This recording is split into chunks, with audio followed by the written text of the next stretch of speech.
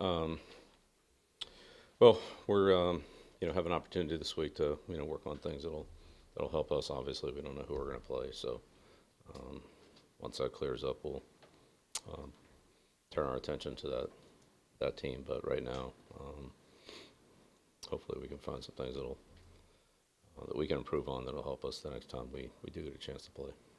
So that's pretty much where we are today. Last two games, Danny Shelton was active. What has he brought you guys, just run defense wise, in the last two Danny's. I mean, his roles. Uh, he's a big inside player. So I mean, look, we would have. There's a lot of guys we could have played in the last couple of weeks that were inactive that we just couldn't activate. So it was him a couple of weeks, and it's been other players. In the end, we just have to pick the ones that we feel like are, you know, be the most important for that particular game. Change week to week. games? The last maybe two games, did you see a noticeable uptick, improvement? Yeah. Well, again, defense is about team defense. So there's no one guy that can stop the running game. There's no one guy that can stop the passing game. Not in this league. So if we collectively play well as a team, we have a chance, and coach well and have a good scheme. If we don't, then we're going to give up yards no matter what they do. So we have to coach and play well collectively as a team. It's good to have all the players that we have, but it's about team defense, really. Over the years, you guys have had a lot of extra practices, obviously, because of the playoffs. How have you seen that have a long-term effect on the team, extra practice opportunities? In terms of what? Just while you guys have had a lot of deep runs in the playoffs, so maybe teams that don't have those runs have as many Yeah, practices. I don't know. Hopefully, we won't have a team to compare that to anytime soon. So I don't know. Just take each day we have, every opportunity we have, try to get the most out of it, and that's all we try to do. So whatever it is, whatever those opportunities are, they are. We'll do the best we can with them. I know Derek Rivers, somebody who, after missing his first year, basically had a lot of room for improvement, I'm sure. But I'm wondering when it comes to his abilities in the running game, how much you've seen him improve in that regard versus maybe how he came to you guys. Derek's improved in every area, so he works very hard. Has improved in um, physically, technique-wise, obviously understanding and execution of the defense. So he's gotten better in every area. Works really hard. Um, so that's he's improved in that, but he's improved in everything too. One of the biggest things for him is just strength adding as far as that goes for him physically to be able to hold up against players who are obviously different caliber from what he's like. Yeah. Uh, yeah. Again, look, more strength, more speed, more quickness. I mean, all those things are better. Technique and leverage are probably more important than those things. So, if all else was equal, it would probably go to a strength advantage. But good technique and good leverage can offset a strength differential. So I mean, they're all related. We've discussed this before, but 8 coaching changes this off the year. Are you, given the amount of time you've been in the league, does it surprise you just at the lack of stability sometimes, as to how short of a chance coaches can be given? We all know that Tom Landry, 8 years before he had a winning season. Just does that amaze you over the time you've been in the league, that sort of change? Yeah, I mean, I'm really right now just focused on trying to get our team ready for the next game and try to prepare us for a week from Sunday. So whatever else is happening is happening. Not really much I can do about it. It doesn't really affect me. So you should talk to those teams and see why they're doing what they're doing. I don't really know. It seems that James White embodies a lot of values that any coach would want in a player. When you first looked at him at Wisconsin, characteristics did you see that you thought made him a very good fit in your system? And is there any particular trait he's shown you here over 5 years that you didn't know he had in his game when you first drafted him? Well, I think he's improved in the passing game here.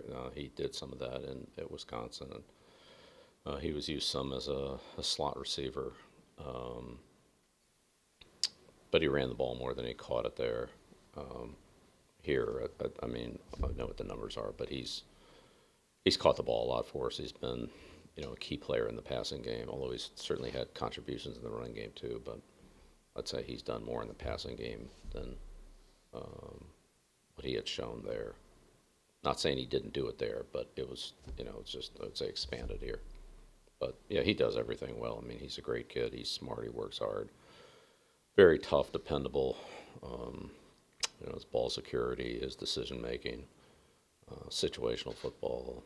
I mean, he's one of those guys that almost always does the right thing. Sometimes things come up that aren't exactly the way they were practiced, or doesn't exactly follow the rule that you've outlined, but he has to make a decision quickly, and whatever the circumstances of the situation is, and I mean, he almost always makes the right one. And some of that's just instinctive and good judgment, on his part. That's, let's say, beyond, coaching. He knows how to play football. And we have a lot of guys like that, but I'd certainly put him in that category. I know you have a high level of appreciation for your assistant coaches, but given the turnover in the wide receiver room this year, maybe there's a little added level of respect, admiration for what Chad O'Shea has been. Yeah, well, it's been that way for a long time. Chad's done a great job for us. I'm very fortunate to have the coaching staff that I have. Those guys all do an excellent job. They work hard. They prepare extremely well. They are demanding of their players, get their players to perform well. At the same time, have a good team chemistry and appreciation for what everybody else is doing outside of just their individual area, which is obviously important to them. But there's a bigger picture that they have to work within for the overall benefit of the team. I mean, they all do a great job of that. They work well in their units. They work well with coaches on the other side of the ball, or the players, people that they interact with. So, but yeah, Chad. But I mean, they've all done, done a real good job, as they've continued to do for me since the last 19 years. What's Brian Flores done this year with the increased responsibilities that he's been given? Yeah, good. Same thing. Yeah. Is that a tough balance sometimes when you go from sort of being a position coach to the defensive signal callers? I mean, I can't speak to the workload, but how much more is on plate for someone like that when his role is sort of elevated in this sense? I mean, it's different. I experienced that, so I could speak to it. I mean, you're probably putting in the same amount of time. I mean, there's not more hours in the day. You just have to allocate it differently and look at your responsibilities and do some of the things that you did in a different role. Somebody else does those, and you take on somebody else's. In this case, some of the things that Matt did for us. So, but that's pretty common and straightforward in this business. So, but yeah, it's different. Chad O'Shea, I know you were from Vikings. How did you first kind of become aware of him? Well, I worked with Chad's dad, and first year I was in the league, so kind of always through Mike knew Chad. Chad was in Minnesota with some other connections there, so yeah, Mike and I go way back. I mean, 44 years or whatever it is, 43. I don't know, lost track here, but What did Mike do? Mike was a trainer at Baltimore. Yeah. Bill, having seen the Texans so many times in recent years, is there a little more emphasis on scouting Baltimore and the Chargers this week? Yeah, well, again, once we find out who we play, we'll turn all our attention to that team. So, in the meantime, we'll prepare to be ready for whoever it is, and most importantly, try to work on things that'll benefit the New England Patriots, no matter who we play.